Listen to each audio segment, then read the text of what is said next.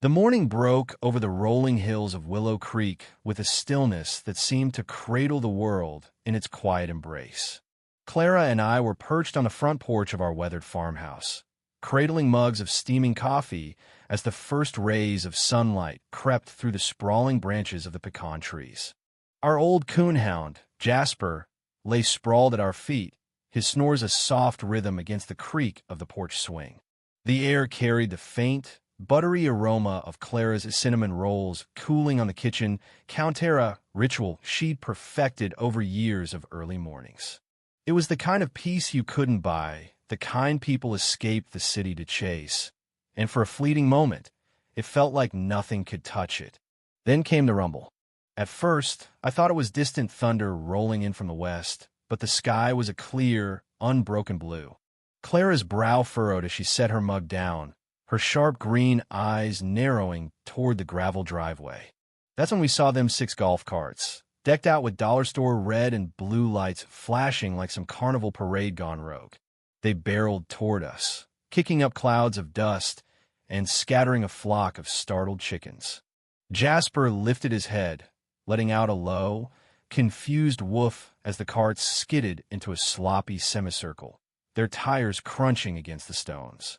Before I could even process the absurdity, a kid no older than 23 hopped out of the lead cart. He was decked out in a cheap security uniform, complete with a plastic badge pinned crookedly to his chest and a utility belt that looked 2 sizes too big. He pointed a trembling finger at Clara, who was still in her faded plaid pajama pants and one of my old sweatshirts, and barked, "Ma'am, you're under arrest." The world tilted. Clara blinked at him, her lips parting slightly as if he'd just told her the sun was a giant lemon. I nearly choked on my coffee, half expecting a camera crew to pop out from behind the barn yelling, "Gotcha."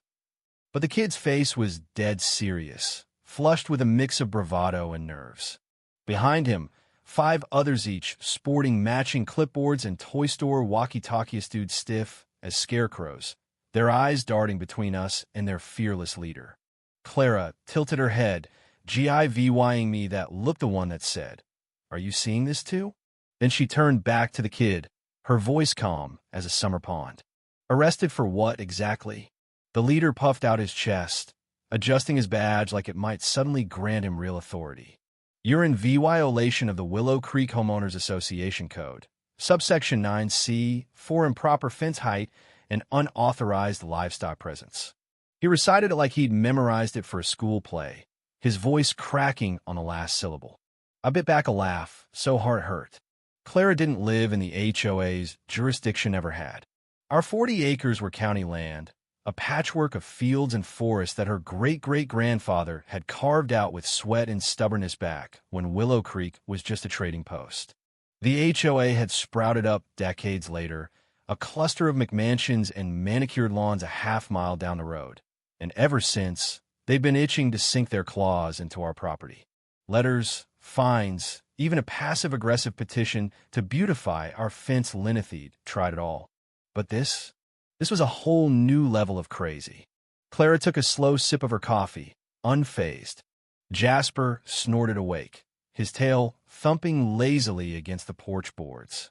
"You boys realize we're not part of your little club, right?" she said, her tone so even it could have sliced butter. The kid faltered, glancing at his clipboard as if it held the secrets of the universe. Well, ma'am, you're within our extended oversight zone. You'll need to come with us to the community center for processing." Processing? I nearly spat my coffee across the yard. Clara leaned back, crossing one leg over the other, and fixed him with a stare that could have peeled paint. "Do you even know who you're talking to, son?" He blinked, clearly thrown. One of his backup crew, a wiry woman with a laminated HOA ID swinging from her neck like a metal piped up. "You're required to comply under HOA law, or you'll face escalated sanctions." HOA law, I muttered under my breath, pinching the bridge of my nose. Not county law, not state law, HOA law. It was like they'd invented their own country out there in suburbia, complete with golf cart sheriffs and clipboard judges. Clara didn't flinch. "You might want to call Judge Hargrove before you try dragging me anywhere," she said, her voice still cool as ice. He's got a real particular VYEW on folks overstepping their bounds. The leader scoffed, regaining some of his swagger. We've got full authority here, ma'am. No need for outside interference. He waved a hand, and his posse started inching toward the porch steps, their plastic badges glinting in the morning sun. That's when Jasper decided he'd had enough. He hauled himself 80 pounds of stubborn hound in, let out a growl that rumbled deep in his chest, the kind that made your bones hum. The kid froze mid-step, his bravado evaporating faster than dew in July. His crew stumbled back, clutching their clipboards like shields. Clara reached down, scratching Jasper behind the ear. "Good boy," she murmured, and the tension snapped like a brittle twig. The leader muttered something about reviewing procedures, and within seconds, they were scrambling back to their carts, peeling out in a cloud of dust and dignity. Clara picked up her coffee, took another sip, and said, 2 hours. Tops. Before what? I asked, still half-dazed. Before they double down and make it worse, she replied, a faint smirk tugging at her lips. I knew that look. It wasn't just confidence, it was the quiet certainty of someone who'd already won the war before the first shot was fired. And Clara? She was no stranger to winning. By noon, the absurdity of the morning had settled into a dull hum, but Clara wasn't one to let grass grow under her feet. While I fed the chickens and patched a hole in the barn roof, she was inside, digging through an old trunk in the attic.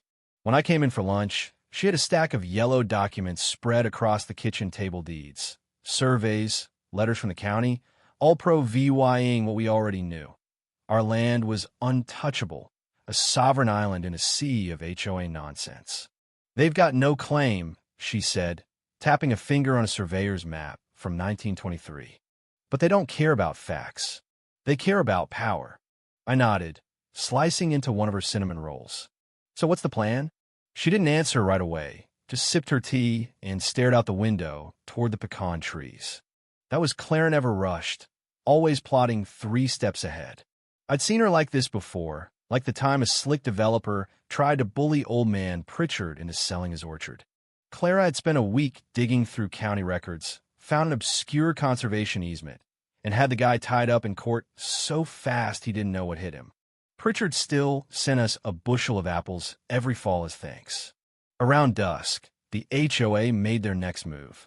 I was hauling water to the goats when I spotted neon flyers plastered across our front gate, bright orange and yellow, stapled to the fence posts, taped to the mailbox, even fluttering from Jasper's doghouse like some deranged art project.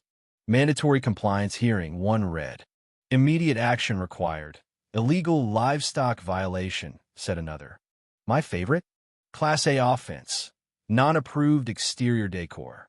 I yanked one off the gate and stormed back to the porch where Clara was shelling peas. They hit Jasper's house, I said, holding up the flyer. They're citing us for his doghouse. She glanced at it, then went back to her peas. They're desperate, she said. Lachinjik. Dig what? Their own grave, she replied, popping a pea into her mouth. Her calm was under VYing, but I trusted it. Clara didn't fight loud, she fought smart. By nightfall, the town was buzzing. Word travels fast in Willow Creek, especially when it's juicy. At the feed store, folks were snickering over their sacks of grain. The barber downtown was reenacting the golf cart standoff with a pair of clippers as a prop. Even Miss Ellie at the diner slipped me an extra biscuit with a wink, whispering, "Give him hell, hon." Clara, though, stayed above the fray, humming as she baked a peach pie like it was any other evening. Then came the headlights. I was halfway through a Western on TV when beams swept across the Lee VYing room. Stepping outside, I saw them, the HOA crew, unloading folding chairs, a wobbly card table, and a box labeled "Hearing EVY Denke" onto the community center lawn across the road. They weren't subtle. A banner went up between 2 oaks, Willow Creek HOA Emergency Tribunal. A plastic podium followed, topped with a gavel that looked like it had been swiped from a toy store. Clara joined me on the porch, arms crossed, her grin sharp as a blade. They're really doing it, she said, almost impressed. Doing what? Putting on a show, she replied. Guess they didn't like my warning. A new flyer was pinned to our door, demanding Clara appear at noon tomorrow or face severe consequences. She plucked it off, folded it neatly, and set it on the counter like it was a grocery list. Then she picked up the phone, dialed, and said 2 words, "Dad, it's time." She hung up, and I knew the hammer was about to drop. The next morning dawned crisp and electric, the air humming with anticipation. By 11, the community center lawn was a circus. Neighbors milled around, pretending to rake leaves or walk dogs, but their eyes were glued to the unfolding drama. Kids perched on fences, clutching popsicles. Old man Carter rolled up in his wheelchair with a thermos of coffee, grinning like it was Christmas. Even Sheriff Dawson cruised by, tipping his hat with a smirk. The HOA had gone all out. Their president, a paunchy guy named Vernon with a comb-over and a thrift store judge's robe, stood at the podium, clutching a gavel that looked suspiciously like a meat tenderizer. His jury was 3 board members, each armed with stacks of paper and pens poised to deliver justice. Clara strolled out at noon sharp, dressed in jeans, a faded denim shirt, and boots scuffed from years of real work. I followed, lugging Jasper, who'd refused to be left behind but had no intention of walking. Vernon banged his gavel, silencing the murmurs. "This tribunal is now in session. Clara Hensley, you stand accused of noncompliance, livestock violations, and defiance of HOA authority." Clara raised a hand, her voice cutting through the air like a whip. "Before you get too comfortable, Vernon, I'd like you to meet someone." A car door slammed. Heads turned. Judge Elias Hargrove, V6'4", black robe billowing, face carved from granite, strode up the path, flanked by Sheriff Dawson and 2 deputies. The crowd gasped. Vernon's gavel slipped, clattering onto the table. Clara didn't move, just watched as her father surveyed the scene with a look that could have curdled milk. "Is this a prank?" Judge Hargrove said, his voice low and deliberate. "Or have you people genuinely lost your damn minds?" Vernon stammered, clutching his clipboard. Judge Hargrove, sir, this is a private HOA proceeding." "Private?" Hargrove cut in, stepping closer. "You're impersonating a court on public land, harassing a citizen, and pretending you've got jurisdiction over property that's been county-owned since before your granddaddy was born." He pulled a paper from his pocket, handed it to Dawson, who read aloud. "State Code 12.9 Impersonation of an officer. Code 15.2 Attempted unlawful detention. Code 19.6 Harassment." Vernon paled. "We're just enforcing our bylaws." "You lost your bylaws when you put on fake badges and tried to arrest my daughter," Hargrove snapped. The crowd erupted in whispers. Jasper barked, a lazy seal of approval. Sheriff Dawson stepped forward, twirling a pair of cuffs. "Turn around, Vernon." The president's shoulders slumped as the cuffs clicked shut. His jury bolted, chairs toppled, papers scattered, one woman tripping over a golf cart tire in her haste. Hargrove turned to the onlookers. "Anyone else involved? Go home. Expect a VY sit from my deputies." The HOA fled, carts buzzing away like spooked bees, Leah VYing behind their makeshift courtroom in ruins. Clara watched it all, her grin widening. "Told you they'd make it worse," she whispered to me. I couldn't argue. The real fireworks were just starting. The fallout was swift and glorious. By evening, the town was a hive of gossip. At the diner, folks dissected the tribunal over plates of fried chicken, adding embellishments with every retelling. The hardware store pinned up a sketch of Vernon in cuffs, signed by half the county. Even Pastor Lee fumbled his sermon the next Sunday, distracted by Hargrove and Clara sitting in the back pew, looking saintly as ever. Sheriff Dawson didn't waste time. He hauled in every HOA board member, and most cracked like eggs on a skillet, spilling tales of misused dues, fake fines, and a secret slush fund for Vernon's new pool. Charges piled up, fines, community, SARE VYC, even talk of jail time for the ringleaders. The HOA was gutted, its interim board quitting faster than rats off a sinking ship. Rumors swirled of a state audit that might dissolve it entirely. Clara stayed quiet through it all, tending her garden and baking pies like nothing had happened. But the town wouldn't let it go. Tourists started trickling in, snapping photos of our mailbox now, sporting a sign from Dawson that read, "Protected by Judge's Daughter. Trespassers beware."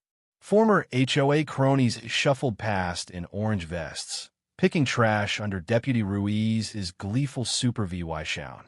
One evening, as we sat on the porch watching the sun dip low, Clara flipped through a seed catalog, circling a trellis design. "Think they'll try again?" I asked. She smirked, her eyes glinting. "They might, but they'll remember this." Jasper sighed at her feet, and I leaned back, breathing in the scent of her latest pie wafting from the kitchen. Clara didn't need fanfare or badges. She had roots, grit, and a father who'd turned the law itself into a weapon for her. And in Willow Creek, that was more than enough. If you were the one in this story, how would you react? Would you stand up and fight back, or accept the unreasonable pressure and control from the HOA? Share your thoughts in the comments below. And don't forget to subscribe, like, and share this VY Deo with more people. Your small action gives us the motivation to keep bringing you more intense and engaging stories. Thanks for watching, and we'll see you in the next VY Deo.